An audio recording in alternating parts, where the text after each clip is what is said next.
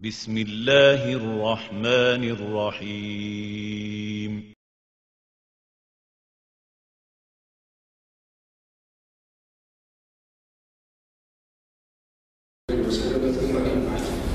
فسلم الحديث أيها الأحباب مع محاضرات السيرة، وقد توقفنا في المحاضرة السابقة عند وفاة السيدة الخديجة عليه السلام ووفاة أبي طالب، وكان ذلك في العام التاسع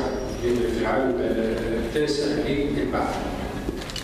الله عز وجل خفف عن نبيه بعد تلك الحادثة بعدة أمور، كيف لا؟ وقد أمرنا الله عز وجل أن نيسر ونعسر ونخفف الكرب عن الناس. قال صلى الله عليه وسلم: من نفس عن مسلم كربا من كرب الدنيا نفس الله عز وجل عنه كربة من كرب يوم القيامة. فإذا كان هذا في حق العباد، والله عز وجل يعني هو الذي أمرنا به، وهو الذي سيصنع مع نبيه صلى الله عليه وآله وسلم هذا الصنيع. فكيف خفف الله عن نبيه وكيف رفع عنه الكرب؟ كان من عدة أمور، أولها أنه ذهب إلى الطائف،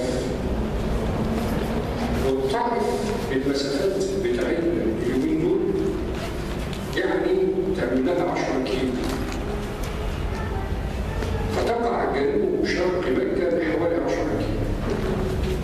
فالنبي صلى الله عليه وسلم ذهب إلى الطائف، والطائف في موقعها كده بعد كده سنة 8 اسمها موقعة الطائف، بس احنا بنتكلم عن المكان. ذهب إلى الطائف ليدعو أهلها، وأهلها في هذا الوقت هم ثقيف. قبيلة ثقيف هي القبيلة الكبرى اللي موجودة في الطائف. فدعا ثقيفا إلى الإسلام فآبوا، وقابلهم رجل من أهل الجحود يسمى عبد يا ليل، اسمه كده عبد يا ليل. فعبد يا ليل أمر العيال إن هم يزكلوه بالطوب صلى الله عليه وسلم، فقعد الناس يضربوا بالحجارة إلى أن جلس بجوار حائط. الحائط باللغة العربية يعني بستان. جلس بجوار البستان، والبستان ده كان لعتبة بن ربيعة. هتقول لك أنا مش عتبة ده اللي ساكن في مكة وكان برضه من المستهزئين؟ يقول لك وعتبة ده من الأغنياء، فله ضيعات وله مساكين في كل حتة. فجلس بجوار بستان لعتبة بن ربيعة. فاحنا نقول في المثل ده فلان ده يصعب على الكافر، فحال النبي صلى الله عليه وسلم صعب على هذا الكافر، فبعت له الخدام بتاعه، وكان يسمى عداس، عين دال ألف سين. فبعت عداس قال له: خد يا ابني طبق عنب ده اديه للراجل الغلبان اللي قاعد جنب الحيطه. فراح له، فالنبي صلى الله عليه وسلم بيدردش معاه. الله عز وجل يقول في السورة والآية التي تحفظونها جميعا: وجعلناكم شعوبا وقبائل لتعارفوا. تتعرف على الناس، ما تبقاش كده راكب في المواصلات صم بكم عمي، في الجامع حتى صم بكم عمي. تتعرف على الناس، يدعوهم إلى كل خير. فالنبي صلى الله عليه وسلم بيتعرف على الرجل، كتر خيرك يا ابني على طبق العنب ده، انت منين واسمك ايه؟ قال له: انا اسمي عداس. منين يا عم عداس؟ قال له: من نينوى. نينوى ديت مكان في العراق. قال: نينوى بلدة نبي الله يونس. الله، مش عرفك انت الراجل الغلبان يونس؟ قول لي بقى انت كمان انت مين؟ النبي صلى الله عليه وسلم عرفه بنفسه. انا نبي مرسل، ويونس بن متى ده اخي، اخوه في الرساله، مش كده؟ وقد ارسل اليه كما ارسل الي، وهكذا. فامن عداس بالنبي صلى الله عليه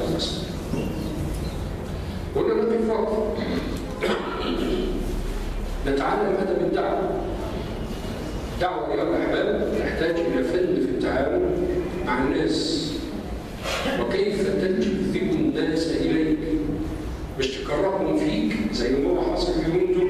تلاقي الدعاء بقت المساجد أماكن رسمية للسب والشتم واللعن، رسمي المساجد، يعني مش بيشتموا في الشارع مثلا، لا في المسجد للأسف. يعني القنوات الدينية أصبحت كلها رسمية للسب والشتم واللعن، لا حول ولا قوة إلا بالله. والحديث يقول المسلم ليس بالسباب والطعان ولا اللعان ولا البذيء. إذا كانت لله هتعف لسانه، إنما بدأت تشتم تبقى هي مش لله، هي للسياسة. عايز أنت تكره عامة الناس أصحاب الأصوات في المنافس بتاعك، فتقوم جاي تشتمه باسم ربنا. ربنا ما بيشتمش، دعوة ما بتشتمش. إيه المهم؟ فهذا يعلمنا الفن في التعامل مع الناس. فأسلم عن الناس فناله من العذاب ما نال الناس في قريش. ده على يد مين؟ على يد سيده عتبة ابن ربيعة. النبي صلى الله عليه وسلم سابه وقال خلاص انت اسلمت، خليه في السر الحقيقي ويظهر الله عز وجل هذا الامر. لسه النبي ما تحركش من مكانه، ففتح الله عليه فتحا اخر، إذ أرسل إليه وفدا من الجن. جن اسمهم جن نصيبين. نصيبين دي مكان في العراق. هتقول لك الله إيه اللي جاب الناس الجن بتوع العراق إلى الطائف؟ طب ركبوا إيه؟ يقول لك ركبوا الهواء، مش يقول لك يركب الهواء، هم دول ركبوا الهواء. فالعفريت لما يحب يعمل حاجه بمجرد الإرادة بيعمل، هو ربنا خلقه كده. أنا بياكل آتيك به قبل أن تقوم من مقامك، ربنا خلقه كده. فالعفريت دول العفريت هي ماشية سمعت النبي صلى الله عليه وسلم وسمعت القرآن، فأنزل الله سورة الجن، وأنزل آخر الآيات اللي موجودة في سورة الأحقاف. طبعا قال صلى الله عليه وآله وسلم في الحديث الصحيح: أوتيت 5 لم يؤتهن أحد من الأنبياء قبلي. ومن ضمن هذه ال5 وأرسلت إلى الجن والإنس كافة. يقول لك الله، طب ما كان سليمان بيكلم الجن ويأمر الجن، يقول له بس ممكن يكون سليمان كما أمر سليمان بتبليغ الرسالة للناس اللي في الشام بس واللي في اليمن بس، بلقيس وغيرها، قد أمر بتبليغ طائفة من الجن أو قبيلة فقط من الجن، كما أمر بتبليغ طائفة من الإنس. أما النبي محمد صلى الله عليه وسلم وآله أمر بتبليغ الرسالة للإنس جميعا والجن جميعا. فنزلت عليه سورة الجن وآمن معه وفد نصيبين، فهذا يطمئنان قلبه صلى الله عليه وآله وسلم. أنا تودع الناس دول جن، يعني شوية هنستفيد منهم إيه في الرسالة. أما عباس فلا تستهين به، فربما ينصر الله عز وجل أمة كاملة برجل واحد. مش كده؟ لم يقل الله عز وجل عن إبراهيم: إن إبراهيم كان أمة، راجل إمبراطوري. والنبي صلى الله عليه وآله وسلم هو نفسه كان واحد. لما مات بقى 120,000، عدد الصحابة 120,000 أو يزيد. رجل واحد صدقت نيته لله عز وجل. أما الجن يقول لك أنت هتستفيد من الجن. كلما كثر عدد الجن المؤمن كلما قلت وساوس الشيطان لك. مش كده؟ الإخوات اللي كانوا مش حاضرين معانا زمان أنا مش صحيح مسلم كتاب الإيمان، قلنا في 3 مترادفات أو 3 ألفاظ قريبة من بعض: الجن والعفريت والشيطان. الجن هو هذا المخلوق من النار الذي لا يرى. خلاص؟ خلقه الله من نار. فكلمة الجن لما تطلق لا تعني جن مسلم أو جن إيه؟ أو جن كافر، هو تشير إلى هذا المخلوق اللي من النار. طب العفريت تشير إلى رؤساء الجن، رئيس الجن بنسميه عفريت. طب الشيطان تعني الجن الكافر، تعني الجن الكافر. يبقى دي الثلاث ألفاظ. فلما يدخل زمرة كبيرة جدا من الجن في الإسلام، يبقى بالتالي هيقل عدد الشياطين، مش كده؟ فأنت تسلم منهم إن شاء الله. يبقى ده الجن. كيف نؤمن بالجن؟ لا، الحدوته دي بقى تشرح لك في أبواب العقيدة. يبقى ده بالنسبة لوفد نصيبين الذي أتى وبايع النبي صلى الله عليه وآله وسلم. طب أن الله عز وجل قلب نبيه كذلك بحادثة الإسراء. كلنا يعرف حادثة الإسراء والمعراج، وزي ما قلت لك قبل كده المحاضر في أي مكان مش شغلته اللي يقرا لك اللي في الكتاب، ولا لو شغلته اللي يقرا لك في الكتاب فهو كتاب، يبقى مش لازم، مش كده؟ تقرا الكتاب في البيت. إنما يوضح ما خفي أو يبين ما مبهم أو يعطيك خبرته الشخصية، المهم بتلاقي فائدة ما هيش موجودة في الكتاب. فنحن حينما نتحدث عن الإسراء لا نذكر ما هو في الكتاب وما تعرفه، وإلا نحن بنضيع وقت بعض. خصوصا إن دي محاضرة أكاديمية. أمال إيه اللي احنا ممكن نتناقش فيه كالآتي؟ هل الإسراء والمعراج كان في ليلة واحدة أم في ليالي مختلفة؟ المسألة فيها خلاف. والذي أميل إليه شخصيا، ولما أقول كلمة شخصيا لك أن تعتقد هذا أو لا تعتقده. خلاص يا جماعة، تدي نفس الحرية الشخصية في الاختيار، أنت لك الحرية الشخصية. طب الجملة دي بأكد عليها ليه أيها الأحباب؟ مئات القضايا اللي موجودة دلوقتي في الساحة وبخاصة القضايا السياسية هي عبارة عن إيه؟ عن قراءة شخصية. ما تجيش أنت تكذب عليا وتقول لي ده فقه، تيجي تكذب عليا وتقول لي ده قول الإسلام، تقول لك ده كذب متعمد، ده اسمه رأي شخصي. فالرأي الشخصي الذي أميل إليه أنهما كانتا حادثتين منفصلتين. طب إيه الدليل؟ أن الإسراء ذكر في سورة، مش كده؟ والمعراج ذكر في سورة أخرى تماما. فالإسراء كان في سورة الإسراء، والمعراج كان في سورة النجم. يبقى الاثنين مختلفين. ده أولا. ثانيا، إن قريش لما جيت كذبت حديث إيه؟ الإسراء. مفيش أصلاً حادثة المعراج دي إطلاقاً في تكذيب قريش. ده المعراج دوت ذكره النبي صلى الله عليه وسلم في الأحاديث الصحيحة في كيفية فرض الصلاة وكيف أنه صعد إلى السماوات السبع. ما كانش بيكلم بها قريش، ده بيكلمنا نحن المؤمنون. وما ينفعش يكلم قريش بيها. ليه؟ إذا كانوا هم لم يقنعوا بالرحلة الأرضية، يبقى مفيش ناس بدنا نقول لهم على إيه؟ على الرحلة السماوية. أسري بالنبي صلى الله عليه وسلم لما كان بايت في الليلة دي، كان بايت في بيت السيدة أم هانئ. السيدة أم هانئ الأخت الكبرى سيدنا علي.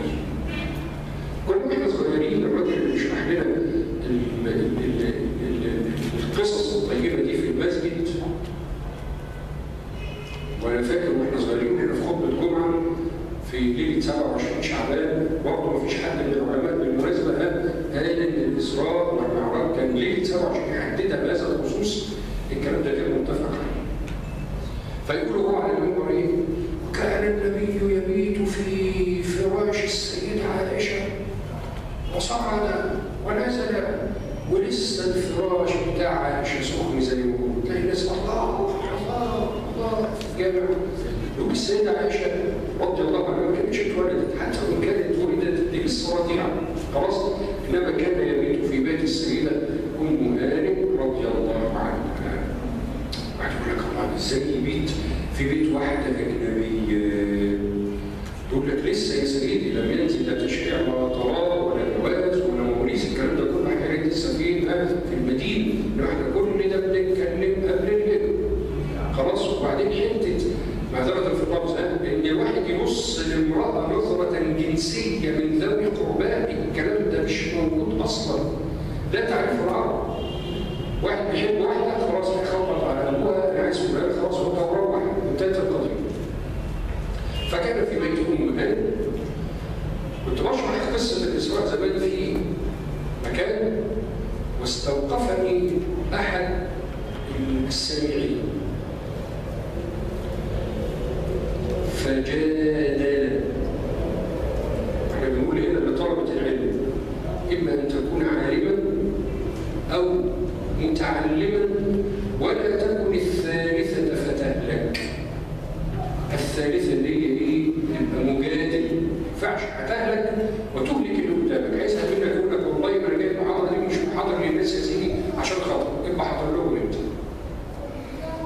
فقال لي أحد المجادلين الحديث بتاع إن سيدنا جبريل جاب المسجد الأقصى على كفه ويوراه للنبي صلى الله عليه وسلم، هذا حديث موضوع. يقول لي قال لي عشان الوقت ده ما كانش فيه مسجد أقصى، كان قد هدمه أخت نصر بتاع العراق. قلت له بس شكرا، استأذنك أراجع المعلومة. وما ردتش عليه. أنت برضه كطالب علم تستوثق مما تسمع. ما رحتش للكتب بقى، لا ابن كثير ولا ابن قليل ولا تاريخ الطبر ولا كده. على طول على الأساتذة المتخصصين زمايلنا. يا جماعة هذا في واحد قال لي كذا كذا، قال الكلام ده صحيح؟ لا الكلام ده غير صحيح. والمسجد الأقصى هدم أكثر من مرة، بس في اللحظة بتاعة الإسراء دي اللي هي كانت سنة 500 وكذا، وسنة يعني هيبقى تقريبا كده سنة 590 595 حاجة زي كده. قال لك في الوقت دوت كان في مسجد أقصى. تقول ماشي كتر خير، ده الناس بتوع إيه؟ بتوع التاريخ أكتر من واحد. ورجعت لبتوع الحديث فلقيت الحديث حديث صحيح. إذا في رواية أن سيدنا جبريل أتى المسجد الأقصى وأبواب وشبابيك والزخارف اللي فيه ووضعها فيديو كده قدام النبي صلى الله عليه وسلم، فالحديث والرواية إيه؟ صحيحة أيها الأحباب. يبقى ده بالنسبة لحديث الإسراء. طب المعراج، العروج لغة كما تعلمون الصعود. اللي يهمنا الحديث بتاع السيدة عائشة رضي الله عنها تقول: من قال أن محمدا رأى ربه فقد أعظم الفرية. يقول إن سيدنا النبي صلى الله عليه وسلم شاف ربنا رحلة الإسراء أو رحلة المعراج، ده راجل كذاب. ده مش كذاب بس، ده مفتري. إيه الفرق بين المفتري والكذاب؟ المفتري اللي هو بيتعمد الكذب، عامل له كده من أجله، خلاص؟ فقد أعظم الفرية، فتستحيل رؤية رب العزة عز وجل في الدنيا. قلنا الكلام ده قبل كده، قلنا إيه؟ الحواس بتاعتنا عاجزة عن إدراك المحسوسات، وعاجزة عن إدراك الغيبيات الموجودة. الملائكة دلوقتي والجن موجودين حوالين مننا، بس الحواس بتاعتنا التعبانة دي ما تقدرش تشوفه. فكيف بالآلات العاجزة التي ترى التي لا ترى وتعجز عن إدراك ما هو موجود، كيف تدرك رب الوجود سبحانه وتعالى؟ ما ينفعش. الآلات دي غير صالحة لهذه الرؤية.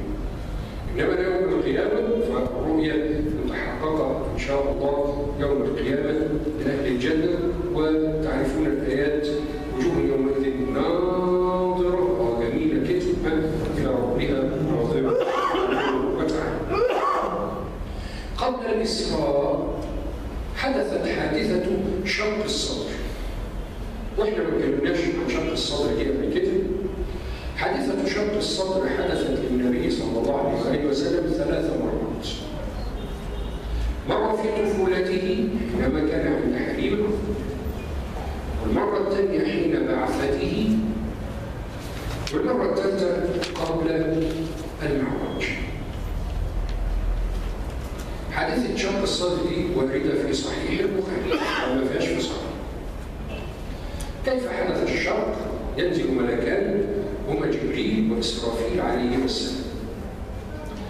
واحد يقعد عند دماغ النبي صلى الله عليه وسلم، والثاني يقعد عند رجليه. ويشق صدره الشريف ويخرج القلب منه فيغسل في طست من ذهب. طست يعني طشت، فيغسل يوضع القلب مكانه ويقوموا جايين مبشرين عليه تاني. يقول لك ايه الشغلانه الكبيره دي؟ ليه؟ مش كان كفايه مره واحده؟ في صحيح البخاري في كتاب بدء الخلق: ما من مولود يولد الا استهل صارخا. لما اي عيل بيتولد وهو بيصرخ. نص الحديث: من نزغ الشيطان. الشيطان قاعد ينزل فيه الا ابن مريم وامه. يبقى اتنين بس نجوا من نزغ الشيطان: المسيح وامه عليهما السلام بس. انما اي واحد الشيطان كان بينقذه. واحد يقول لك الله، بس الاطباء بيقول لك الطفل بيعيط عشان ما اعرفش ايه، والحل السر يقول لك يا سيدي ما كذبناش، ينفع ان احنا نجمع ايه ما بين الاثنين؟ ايه المشكله؟ كأن شق الصدر ده في الطفوله عشان يعملوا عمليه تنظيف من ايه؟ من نزغ الشيطان ده. يبقى دي اول عمليه. طب العمليه الثانيه حين البعث وهو عنده 40 سنه، لقوله عز وجل: إن سنلقي عليك قولا ثقيلا. العملية اللي جاية مش أي حد يستحملها، عملية نزول الوحي. فلازم ننظف هذا القلب عشان يستحمل الوحي. دي بتفكرنا بإيه؟ تكون مثلا المجلس الأعلى للجامعات باعت لك بعث، يقول لك عايزين ترشح لنا حد نطلعوه بعث بره. تلاقي في شروط قاسية، يقول لك بيدخل اللغة يدخل ما اعرفش ليه، يقول ابوه ما اعرفش. طب الشروط القاسية دي ليه؟ على درجة المشقة اللي هيلاقيها هناك، مش كده؟ فكلما اقترب من الكمال وحسن اللغة والدقة ومعرفة البحث وبتاع ستتيسر عليه المسألة والدراسة وهكذا. انما اجيب واحد نص كم ابعته هتبقى الرساله بتاعته فاشله. فهنا النبي صلى الله عليه وسلم قولا ثقيلا، ده مش ثقيل وبس، ده للانس والجن الى قيام الساعه، فمهم مشقه. فلازم ان القلب ده يستعد استعدادا خاصا لتلقي الرساله. يبقى دي العمليه الثانيه بتاعت شق الصدر. طب العمليه الثالثه التي قام بها هذان الجراحان العظيمان سيدنا جبريل وسيدنا إسرائيل كانت قبل المعراج. طب اشمعنى؟ عشان هنرتقي في عالم بتاع الملائكه والجن بس، هم اللي بيطلعون. هتقولي طب ما البشر كمان طلعوا موسى وادريس ورفعناهم ومكانهم عليه وبتاع، يقول لك لا هم راحوا امتى؟ بعد ما ماتوا، مش كده؟ يعني راحوا في عالم الغيب. انما مفيش حد من البشر طلع في عالم الشهاده. فهذا الرجل صلى الله عليه واله وسلم ده الوحيد في عالم البشر منذ خلق السماوات والارض اللي طلع الى هذا المكان. فما يقدرش يستحمل، ده هو ما استحملش رؤية جبريل أول مرة، مش كده؟ زملوني وهكذا. فمش هيقدر يستحمل كذلك ما يراه في السماوات العلى. فعملنا له عملية شق الصدر هذه للمرة الثالثة. لما شق صدره في المرة الثالثة خلاص بقت العملية سهلة بقى، القلب هيستطيع إن هو يتحمل، يطلع كل سنة سمان يسلم على الناس اللي فيها أهلا وسهلا ويرحبون به وهكذا. يبقى هذه المرات الثلاث التي تم فيها شق الصدر. أولها في الطفولة، ثانيها حين البعث، ثالثها قبل رحلة المعراج. المعراج اختلف زي ما قلنا في الشهر، اختلف في السنة، واختلف هل كان في ليلة واحدة ولا في ليلتين وهكذا. فالراجح أنه كان سنة 10 للبعث. وقد سيدة خديجة قلنا كان 9 أو 10 خلاص. فبنقول الراجح فيه الإسراء إنه هو كان سنة 10 للبعث. كل دي فتوح من الفتح الذي حدث له صلى الله عليه وآله وسلم بعد ذلك بيعة العقبة. والعقبة لما كان في مكة، اللي راح له حج أو عمرة عارف هذا المكان. العقبة أتى إلى النبي صلى الله عليه وآله وسلم فيها وفد من أهل يثرب في آخر موسم الحج، جايين متعمدين. وبيعة العقبة كانت سنة 10 وسنة 11. سنة 10 وسنة 11. في سنة 10 إيه اللي حصل؟ إن النبي صلى الله عليه وسلم هو وأصحابه كانوا يدعون الحجيج سرا. هتقول لي كده هو كان في حج؟ يا سيدنا في حج بس على ملة قريش. وبمناسبة الحج اللي على ملة قريش، الحج بتاعنا ما يختلفش عنه كتير، هتجد 90% متشابه. يا دوب هم كانوا بيقفوا في مكان ما، احنا بنقف في عرفه، كانوا بيبيتوا بمنى، هم كانوا بيبيتوا في مكان تاني وهكذا. انما الطواف والصفا والمروه والكلام ده هتلاقي 90% متشابه. المهم، فاستقبل أناسا من الحجيج سرا فبايعوه، وكانوا 12 رجلا ما فيهمش نساء. هتقول لك الله، بس أنا قرأت في كتب السيرة أن هذه البيعة تسمى بيعة النساء. الكلام صحيح. طبعا سموها بيعة النساء ليه؟ لأن ما كانش فيها قتال. كان القتال أصلاً من خصائص الرجال، مش كده؟ يعني عشان ما كانش فيها مبايعة على القتال، بل كان بها مبايعة وردت في حق النساء في سورة الممتحنة، اللي هي يا أيها النبي إذا جاءك المهاجرات بايعناك على ألا يشركن بالله شيئا ولا يسرقن ولا يزنين ويأتين ببهتان يفترينه بين أيديهن وأرجلهن ويقتلن أولادهن ولا يعصينك في معروف فبايعهن. يبقى 6 حاجات. إذا النساء وفوا اللي جايين بقى من مكة إلى المدينة، رغم إن الآية دي نزلت بعد كده، اللي جايين من مكة إلى المدينة من النساء وفوا إنهم يبايعوك على ال6 شهور دي بايعوا. اللي مش عاجبها البيعة دي ترجع لأهلها تاني. نلاحظوا الألفاظ اللي في البيعة لها ألفاظ فيها الالتزام بمكارم الأخلاق. ما فيهاش قتال ولا فيها الروح بالدم نفتيك يا رسول الله. إنما البيعة الثانية هيكون فيها كده. يبقى عشان كده سميناها بيعة النساء. ليه؟ عشان الألفاظ اللي وردت في حق النساء. سورة الممتحنة الرجالة دول ال 12 بايعوا عليها. يعني كلمة البيعة أصلا يقول لك فلان لن يصلح حال الوطن ما دام متمسك ببيعة المرشد.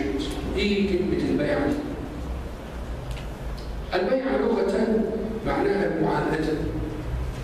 أنا وأنت تعاهدنا على شيء فدي بيعة. ولفظة البيعة تطلق في التاريخ الإسلامي كله على عهد بين الصغير والكبير. في واحد كبير اللي هو النبي صلى الله عليه وسلم، والصغير اللي هم الصحابة. أو بين الشيخ وتلميذه. وأنا حضرت كتير من البيعات بهذا الشكل عند الصوفية. واستاذنك لما أقول لك كلمة الصوفية ما يجيش التصور في دماغك الناس بتوع الفتة ولا الدراويش ولا الناس بتوع أبو ريان اللي بيروح يلف على. أنا ما قلتش كده، أنا أقصد أهل الصوفية من أهل العلم. خلاص؟ فحضرت أكثر من بيعة عندهم أن التلميذ يبايع شيخه على الصلاة كم ركعة ونصوم كم يوم من صيام النافلة وليكون خادما للناس، يكون في عون الناس وكذا. بيعة محترم. فده المقصود بكلمة البيعة. فبايعوا النبي صلى الله عليه وسلم على ذلك. وأخذوا عزلهم ورجعوا إلى يثرب. السنة اللي بعديها زاد عدد المبايعين فوصلوا في بيعتهم إلى 73 رجل وامرأتان.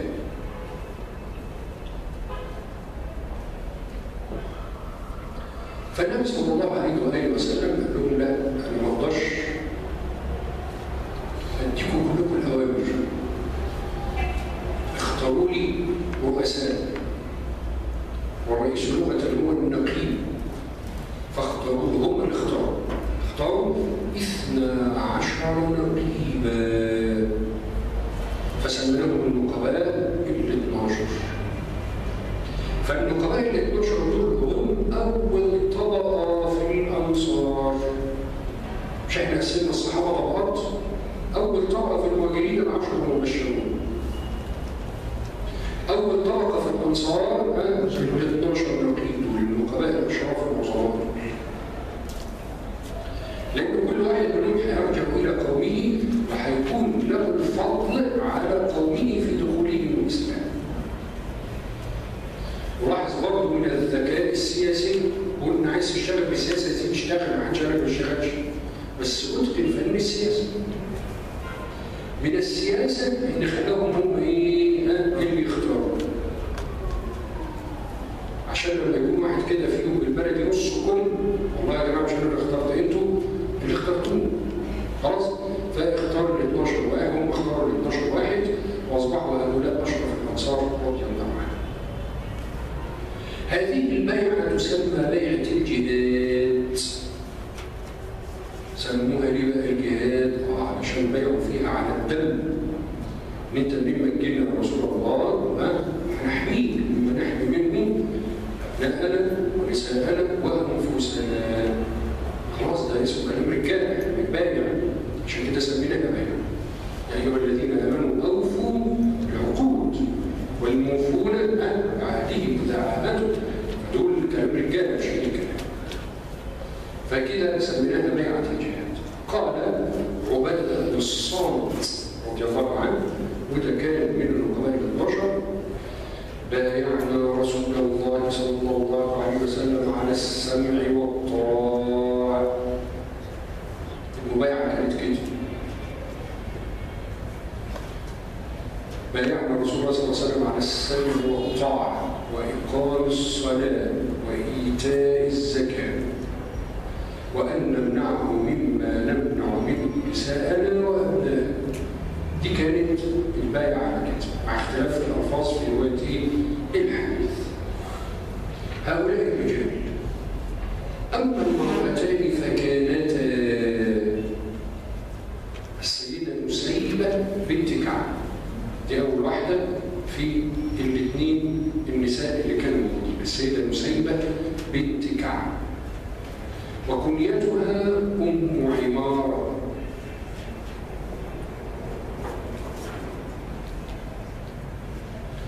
والسيدة نسيبة رضي الله عنها مدحها رسول الله صلى الله عليه وسلم في أحد حينما فر من حوله الرجال. هتقول كده عيب إن أنت تقول كده، سيدنا ده تاريخ. خلاص؟ فر الرجال من حول النبي صلى الله عليه وسلم في غزوة أحد، ولم يبق معه إلا آل البيت، سيدنا علي والسيدة فاطمة وأبو عبيدة بن الجراح، بعض الناس كده، وفضل بن العباس وعبد الله بن عباس، لا عبد الله مش في غزوة أحد. المهم آل البيت هم بس اللي التفوا حوالين النبي صلى الله عليه وسلم. من ضمن اللي التفوا طلحة بن عبيد الله وبعض الأنصار، من ضمن الأنصار اللي التفوا السيدة نسيبة بنت كعب. تخيل يفرقوا الرجال وتثبتوا به. عشان كده قال في الحديث الصحيح: لموقف نسيبة يوم أحد خير من فئة، أحسن من كتير من مين؟ من الرجال. ودور النساء في بدر ما كانش في نساء في بدر حسب، دور النساء في أحد نتحدث عنه بعد ذلك بالتفصيل إن شاء الله حينما نتحدث عن غزوة أحد. مرضت نسيبة في عهد النبي صلى الله عليه وسلم، فكان يزورها بنفسه، هو نفسه عندنا زيارة. وكان أبو بكر يزورها بنفسه، هو نفسه عندنا أبو بكر يروح يزورها بنفسه في بيتها رضي الله عنه. هذه هي المبايعة الأولى السيدة أم نسيبة رضي الله عنها. المبايعة الثانية تسمى أسماء بنت عمرو. أسماء بنت عمرو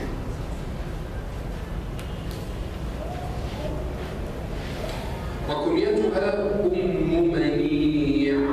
منيع ميم نون عين،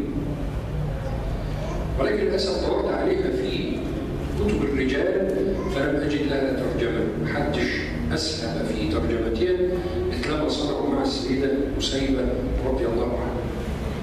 ما ذكروا غير موقف البيعة.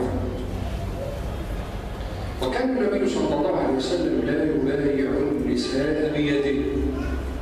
البيعة كانت شفاعته. أقول لك بقى طبيعي ندخل بقى ينفع السلام على المرأة ولا ما ينفعش السلام على المرأة، ينقض الوضوء ولا ما ينقضش الوضوء، ولا الكلام ده يشرح في أبواب الفقه. خلاص؟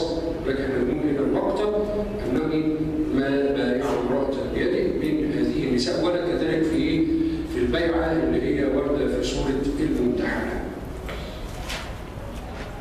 كان يحضر هذه البيعة العباس. العباس ده أسلم؟ يقول لك لا، ولكن كان قد حضر حمية، زي ما كان أبو طالب كده يدافع عن ابن أخيه حمية. العباس برضه حضر البيعة حمية، إن ده ابن أخويا ولازم يقف جنبه بعد وفاته أبو طالب.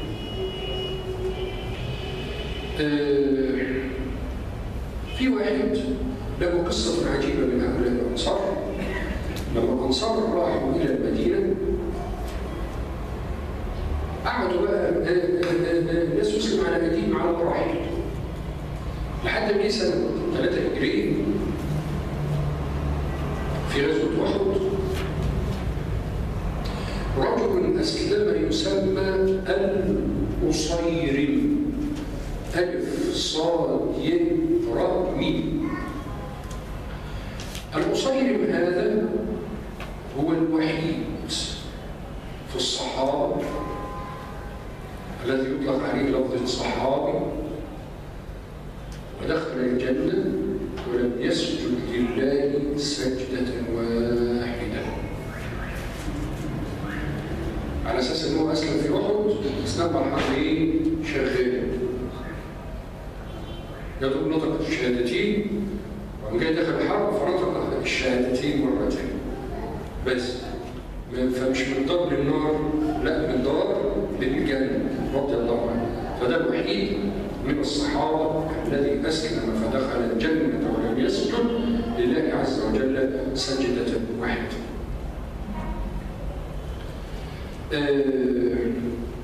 أرسل النبي صلى الله عليه وسلم مع هؤلاء الأنصار، ابتدى بقى يظهر لنا مصطلح الأنصار بعد هذه الآية. أرسل معهم مصعب بن عمير.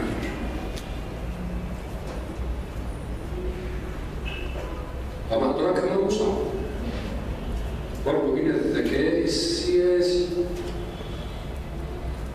لما أجي أبعت سفير يشبهني ويكون قريب مني.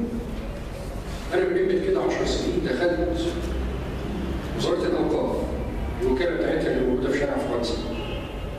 لقيت السكرتيرة بتاعت وكيل الوزارة أول لما تبص لك تقول دي شغالة رقاصة، ما تقولش أي حاجة تاني. خلاص؟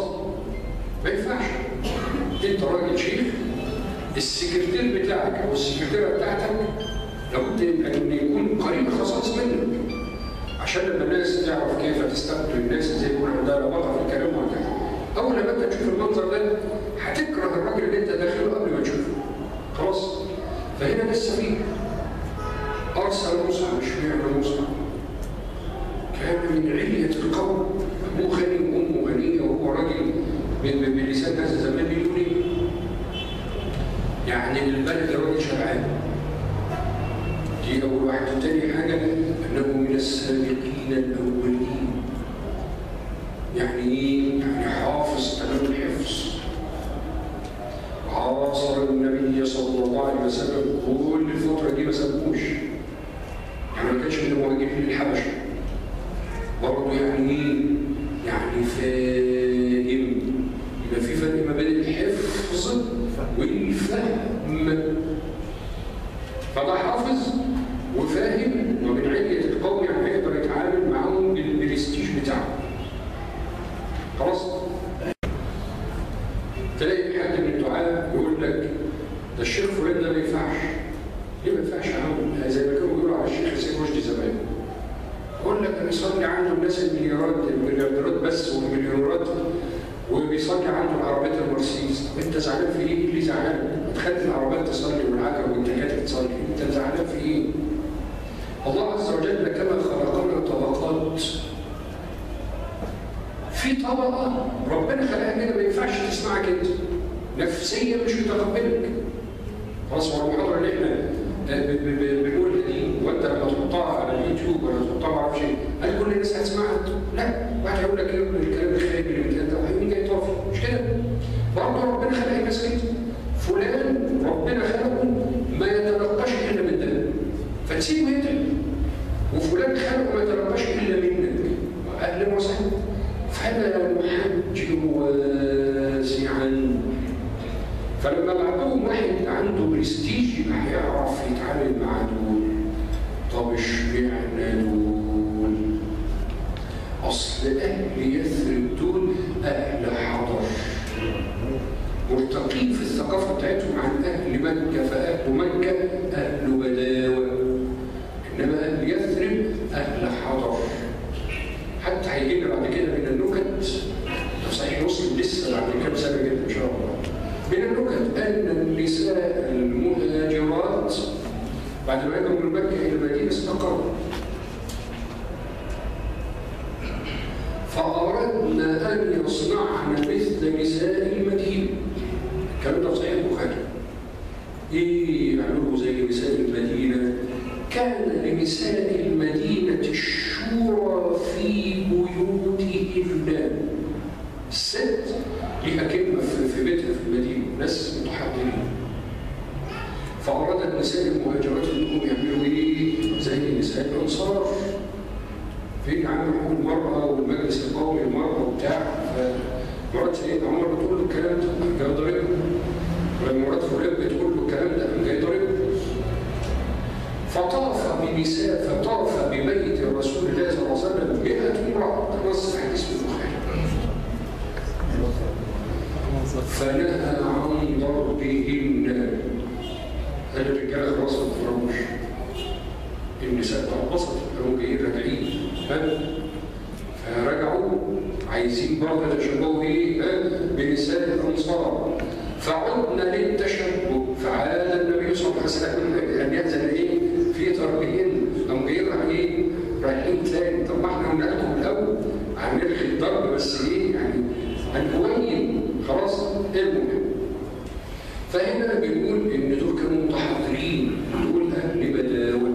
فلما ابعت واحد حافظ البرستيج وعارف يعني ايه عمليه تحضر، يقوم جاي يقدر يتعامل مع هؤلاء. دي بتفكرنا بسن الزواج بتاع النساء اللي واجعين دماغنا بيه اليومين دول.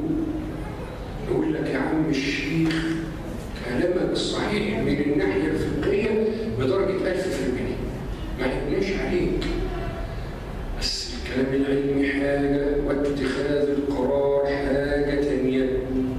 ازاي اتخاذ القرار حاجه ثانيه؟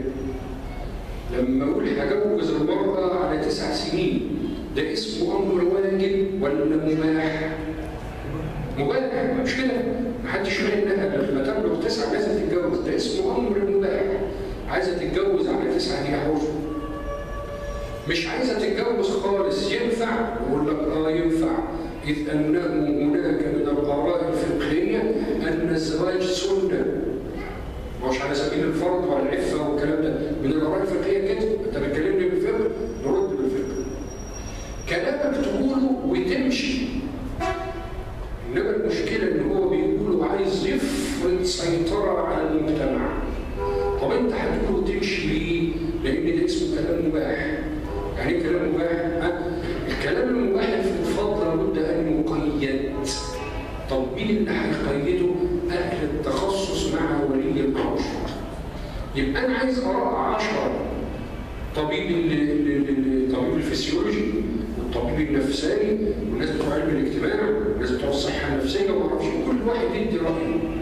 وأنت أيها الفقيه رأيك فين؟ يساوي 1/10. واضرب 10 في الخلاط يطلع لي السن كلام محترم. إنما أنت يا عم الشيخ عايز تفرض رأيك على المجتمع، وزي ما قلنا من شوية تقول لي هذا حكم الله، ولا ده مش حكم الله، ده رأيك الشخصي. خلاص؟ أمال كان فين حكم الله في ال 30 سنة وال 60 سنة اللي فاتوا؟ ما ظهرش ليه الكلام ده؟ وبعدين بالمناسبة الذين حددوا هذه الأسنان جمع سن يعني، سواء بتوع 15 أو 16 أو 18 على تاريخ التشريع في مصر، كانوا ناس من أهل الفضل وأهل العلم وأهل المعرفة. لماذا تتهم من سبقك بالجهل؟ خلاص؟ هنا بنقول هكذا تؤخذ المسائل أيها الأحباب. يبقى الناس دي كانوا أهل حضارة وهم بتوع المدينة. يبقى أنا هاجي اليومين دول أنا فقيه، أقول لك استاذنك وحط رأيك وتفضل انسحب على جنب، خلي بقية أهل التخصصات الأخرى يتكلموا، لأن ده أمر دنيوي كما هو أمر تشريعي، فهو في ذات الحال أمر دنيوي، ولا بد من أهل العلوم الأكاديمية والدنيوية أن يتحدثوا فيه. من أجل ذلك أرسل مصعب رضي الله عنه، وكان له فضل على أهل المدينة. نزل في بيت أسعد بن زرارة رضي الله عنه، وده من كبار الأنصار. فسيدنا أسعد بن زرارة أيضا كان من الأغنياء، ولكن قدر الله عز وجل لم يمهله أن يعيش إلى الهجرة النبوية الشريفة، فمات قبل وصول النبي صلى الله عليه وآله وسلم إلى المدينة. احنا لسه بنقول البيعة دي البيعتين، واحدة كانت سنة 10 والثانية سنة 11. أسعد بن زرارة هذا رضي الله عنه هو الذي جمع الناس على صلاة الجمعة. كده كانوا يصلوا الجمعة قبل النبي يروح. احنا قلنا بقى الصلاة فرضت سنة 9 للبعثة، فالناس أمرت بالصلاة. يا جماعة اللي بايعتوني مش لسه هيجيب شوية لا يعوق عليه، قاموا الصلاة والزكاة، راحوا إلى المدينة ابتدوا يصلوا ويصوموا وهكذا، فكانوا يصلون الجمعة عند أسعد بن زرارة قبل مجيء النبي صلى الله عليه وسلم.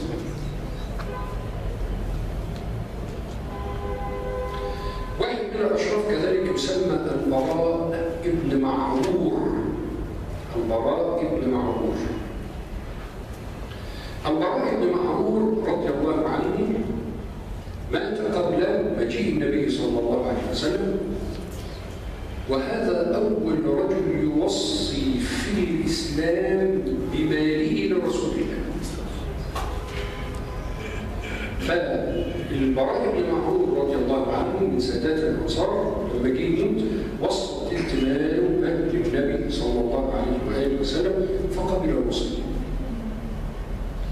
يبقى ينفع النبي تديله من الوصية، وينفع تديله هدية، إنما ما ينفعش تديله صدقة.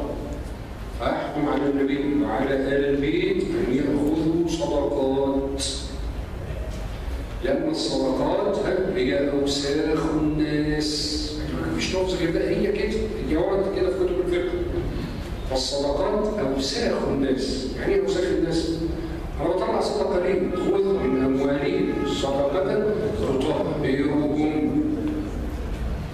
فأنا بطلع صدقة عشان أطهر من غشيت مرة، سرقت مرة، هربت من الضرايب مرة، عملت معرفش إيه مرة، غسيل أموال مرة. فالزكاة والصدقة تطهر هذا المال. ما ينفعش حاجة أنت بتطهر بيها المال ترميها على آل البيت. ما ينفعش. ليه؟ ويطهركم تطهيرا. فهؤلاء المطهرين انت عايز تديهم فضلات مالك ليه؟ ما ينفعش. انما الهديه ما هيش من فضلات المال، ده الهديه بتكون ايه؟ من اصل المال. ما ينفع تديها للبيت من اصل المال، ما تدوش من ايه؟ من فضلات المال. فعمل البراء بن معرور كان وصل النبي صلى الله عليه وسلم لتلك ماله رضي الله عنه. يبقى ده بالنسبة ليه؟ كل ده تفريج عن النبي صلى الله عليه وآله وسلم قبل الهجرة. من الحوادث التي حدثت قبل الهجرة كذلك انشقاق القمر، أن قريش في حديث عبد الله بن مسعود طلبت من النبي صلى الله عليه وسلم آية، لو شو بيكلوا بيه وانتوا عايزين ونعملوا، قالوا كده تشاور للقمر فينشق. طب هو مطالب ان هم اللي يطلبوا؟ لازم هم اللي يطلبوا. انا مش هعمل لك معجزه على مرادي انا، ده لابد ان انا اعمل لك معجزه على مرادك انت، ولا ما تبقاش معجزه. هو طلب انشقاق القمر، اشار النبي صلى الله عليه وسلم بالقمر فانفلق فلقتين، اللي يبص القمر يلاقيه مشقوق نصي. يجي الدكتور زي ما بيقول النجار وغيره يقول لك كلام على عيني ودماغي من فوق، عشان دول ناس بتوع علماء فلك وعلماء فيزياء، يقول لك اللي طلعوا للقمر وجدوا حزوزا في القمر. نقول له والله انتوا قلتوا ما قلتوش، احنا بالنسبه للنبي صلى الله عليه وسلم ان كان قال فقط الكلام عندنا منتهي، والا احنا عاملين زي ابو جهل. الصحابه لم يطلبوا معجزات، مش كده؟ فاحنا كمان مش محتاجين ادله. تقول لي القمر انشق، احنا مش محتاجين، والا يبقى هذا شيء في ايماننا. دي بتفكرنا بواحده جميله. نعم، هو بيقول الكلام ده برضه اللي محتاجين يعرفوه. ماشي، الله يفتح عليك. احنا بنقرر نقاط العقل. شوف الاستاذ بيفكرنا بحته كويسه. بيقول لك هو يقول هذا الكلام لمن يحتاجه. ماشي، كلام جميل، هذا كلام محترم. دي بتفكرنا بامراه طيبه ورد ذكرها في تاريخ بغداد. الست وهي قاعده في بغداد لقيت في هيصه ومريضه وزحمه ودوشه ومهرجان. تسال ابنها ايه يا ابني في ايه؟ قال لها ده الامام الطبراني اتانا زائرا. ركزت في الكلام. قالت له مين الطبراني ده؟ قال انه مشهور بين اهل العلم أنه أتى ب100 دليل على وجود الله. ركزت في الكلام. قالت ما أتى ب100 دليل إلا لأن عنده 100 شك. مش كده؟ يشوف طلعت الست بتفهم أحسن من هذا الرجل والناس اللي استقبلوه. انا بدور على ادله ليه؟ عشان انا مشهور، مش كده؟ انما لو انا مشهور خلاص انت قلت لي ده الرسول فانا رسول، انا مش محتاج الى ايه؟ ادله. هتقول لك الله الطبراني انت عنده بشكل، لا نقول لك زي ما الاستاذ قال من شويه، ده هو ياتي بالادله لايه؟ لغير المسلمين، الفلاسفه وغيرهم من المتنطعين، فبيجيب لهم هذه الادله. انما انت كراجل مؤمن خلاص كان قال ايه؟ فقد صدق. فده بالنسبة لآية انشقاق القمر. قال تعالى اقتربت الساعة وانشق القمر. يقول لك الله، ده الصورة بنقولها من 1400 سنة. اقتربت الساعة ولا حاجة. 1400 سنة ما همتش الدنيا وهامت الأيام. احنا قلنا قبل كده أيها الأحباب، اختلف في عمر الإنسان، اختلف في عمر الأرض. من الناس المتخصصين في علم الإنسان من يقول أن الإنسان بقى له 1,000,000 سنة، والذين يقربون يقول لك الإنسان بقى له 100,000 سنة. إنما ما حدش قال إن الإنسان أقل من 100,000، ما حدش قال كده. فخلاص الذين يقربون يقول لك بقى له 100,000، والذين يبعدون يقول لك بقى له 1,000,000 حسب الجماجم وأعمار الجماجم اللي احنا بينا. نفترض ان هو 1,000,000 أو 100,000 سنة. طب الأرض عمرها قد إيه؟ برضه منهم من يقلل ومنهم من يضخم، منهم من يقول إن الأرض عمرها 150 مليار سنة. سنوات والأرض هنقول يا سيدي بلاش 150 مليار سنة واحدة بس. 1400 سنة في هذه الأعمار دي ماشي. لما يقول لك اقتربت الساعة وانشق القمر، لو القيامة قامت بعد 100,000 سنة برضه هو ايه؟ اقتراب وهكذا. يبقى ده بالنسبة لحكاية انشقاق القبر. قبل الهجرة كذلك نزلت سورة الروم. وسورة الروم كما تعلمون أن في هذا الوقت كانت قوتين عظميان الفرس والروم، وكان الانتصار الفرسي محزنا للصحابة. هم عايزين ايه؟ ان الروم تنتصر لان الروم اهل كتاب، يعني اقرب الى ملتنا. فانزل الله عز وجل الف لام ميم غلبت الروم في ادنى الارض الى نهايه الايات في سوره الروم. هكذا طرفنا ايها الاحباب حول خروجه صلى الله عليه وسلم من الطائف وبيعه العقبه الاولى وبيعه العقبه الثانيه ثم الاسراء، ثم الحديث عن المرأتين المبايعتين السيدة أم عمار والسيدة أم منيع، وكيف استقبل الأنصار هؤلاء الأصحاب قبل هجرة النبي صلى الله عليه وآله وسلم. حد عنده سؤال في اللي أنا بشرحه فقط؟ طيب اتفضل. الفرق بين النبي والرسول.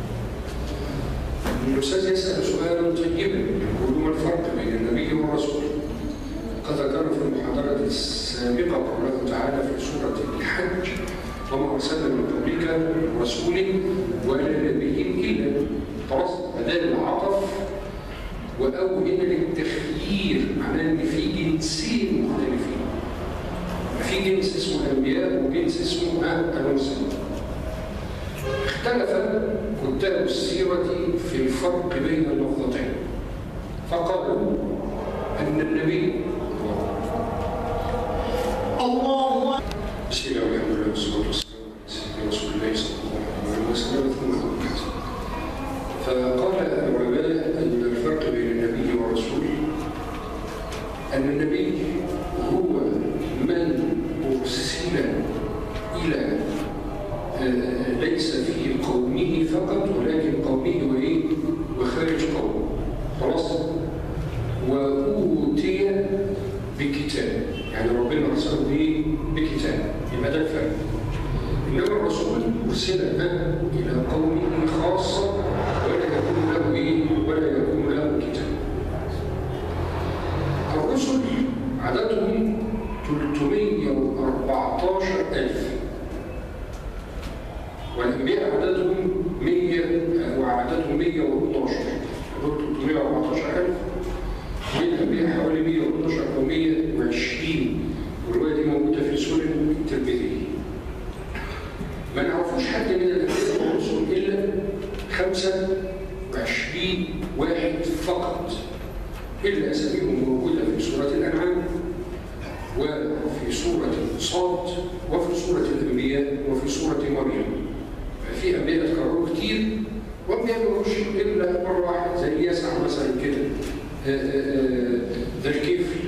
فنلاقي ان هذا لما نيجي نجمع الاربع صور دول الانعام وصاد ومريم والانبياء نلاقي عدد الانبياء ال 25.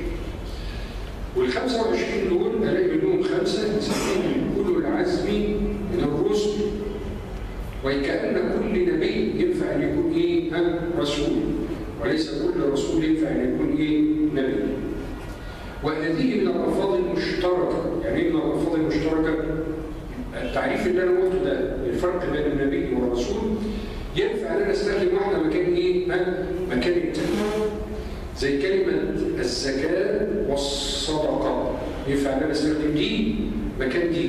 قال تعالى إنما الصدقات للفقراء، والمقصود بالصدقات هنا الزكوات، فهنا بنقول ينفع دي مكان دي. وفي اللغة يجوز استخدام كلمة الحيض مكان كلمة النفاس، والعكس صحيح. لفظة النبي والأنبياء دي من الألفاظ اللي ينفع واحدة تحل محل التاني. يبقى ده بالنسبة لهذا السؤال.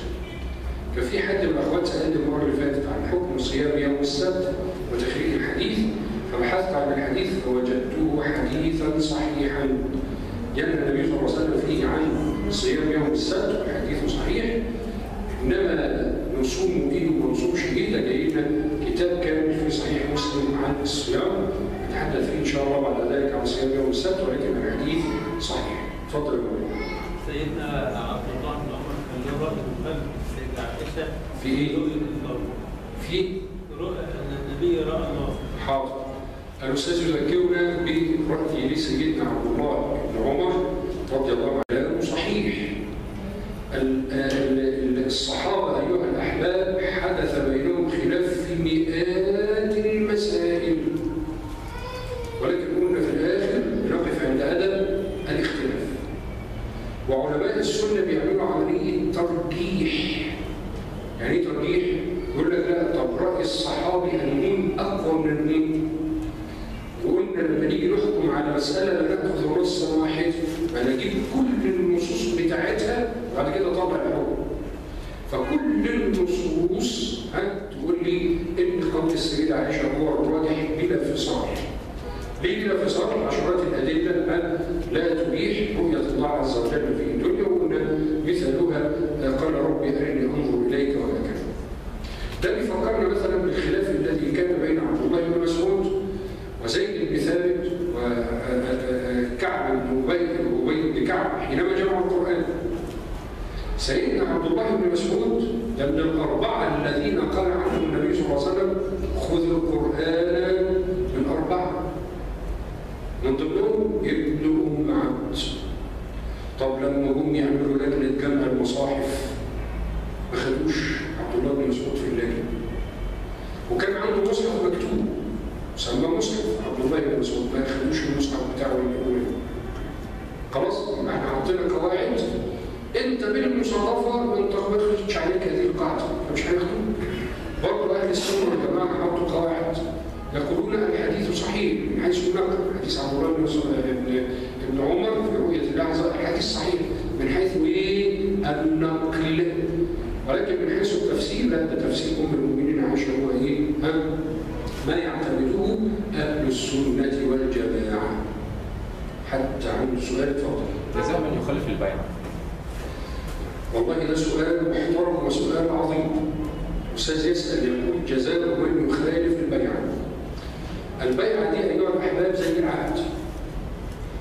أنا عهدت شيخي على مثلا إن أنا أقوم في الليل ب20 ركعة، ولم أستطع القيام لأمر ما، فأروح أستسمح الشيخ وأقول له أنا في حل من البيعة اللي أنا إيه؟ بيعتها لك، فبيحلني من هذه البيعة.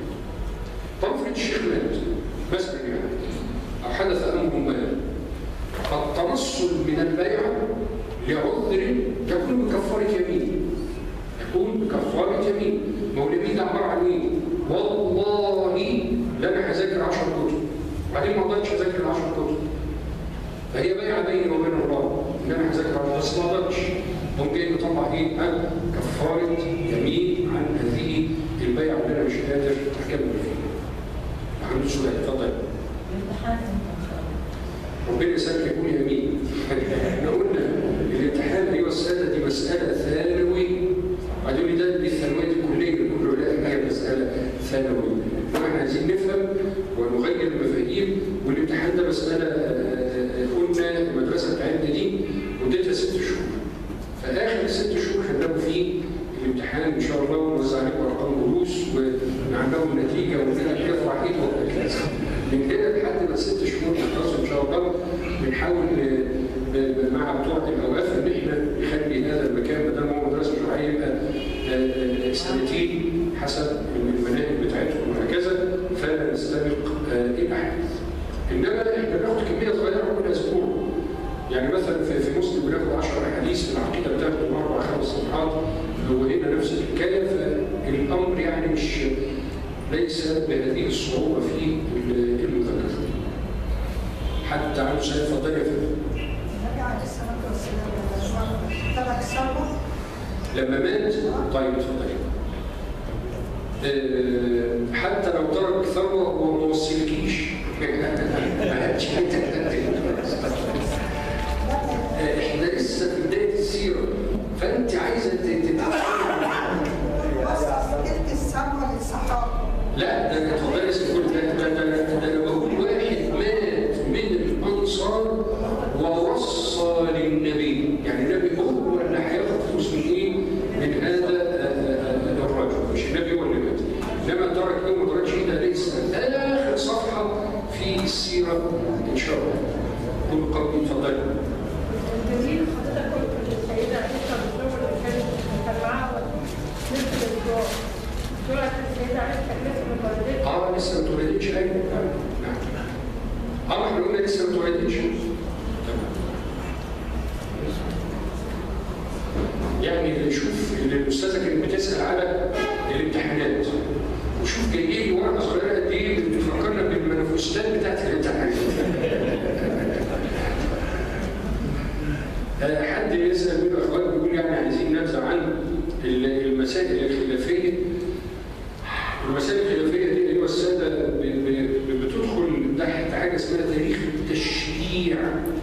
ازاي الناس دي شرعت وايه هي الاصول بتاعتها، ولكن اعلموا يقينا ان الاختلاف يكون في الفروع وليس في الاصول. خلاص مفيش حد من الفقهاء اختلف في الاصول. فاي مساله سياسيه تثار هذه الايام اعلم يقينا انها من الفروع. ما نقعدش نقطع بدون بعض في مسائل في الفروع. فده بالنسبه للخلافات الفقهيه، وممكن واحنا شغالين في مسلم تجي لنا امثله لمثل هذه الخلافات.